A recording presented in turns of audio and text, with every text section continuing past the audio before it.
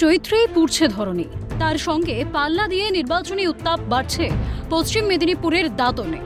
এই আবহে বিজেপি প্রার্থী অজিত জানাকে জনসংযোগে ব্যস্ত দেখা যায়। প্রখর রোদকে পাত্তা না দিয়েই বেরিয়েছেন প্রচারে।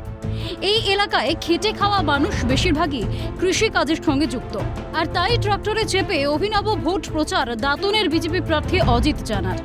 যদিও তার দাবি এই এলাকায় নেই পাকা রাস্তাঘাট, তাই বেহাল রাস্তায় ট্রাক্টর চালিয়ে প্রচার করছেন। শাসক দলকে নিশানা করে অজিত জানার কটাক্ষ, তৃণমূলের উন্নয়ন দেখে স্তম্ভিত তিনি। দাঁতন বিধানসভার 2 নম্বর মণ্ডলে 4 নম্বর যে অঞ্চল আছে সে অঞ্চলের নীলদা গ্রামে আমি প্রচারে এলাম। তৃণমূলের উন্নয়ন দেখে বিস্মিত হলাম, কারণ এই রাস্তা হাঁটার মতো অবস্থা নেই। এখানে ট্রাক্টরে করে আমাকে প্রচার করতে হচ্ছে। গ্রামের উন্নয়ন কিছু হয়নি। আমরা 26-এ যে নির্বাচন হতে চলেছে সেই নির্বাচনে আমরা জয়লাভ করলে গ্রামের সমস্ত রাস্তাকে আমরা উন্নয়ন করব। আপনারা সবাই ভারতীয় জনতা পার্টিকে ভোট দিন।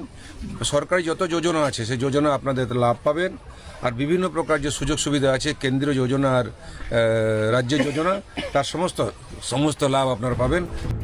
তপ্ত আবহাওয়া থাকা সত্ত্বেও প্রচারে ত্রুটি রাখলেন না অজিত জানা। সাধারণ মানুষের পাশে থেকে তাদের অভাব অভিযোগের কথা শোনেন, পাল্টা প্রতিশ্রুতিও দেন। এখন অপেক্ষা ভোটের ফলাফলের। অভিষেক চক্রবর্তীর রিপোর্ট, ক্যালকাটা নিউজ।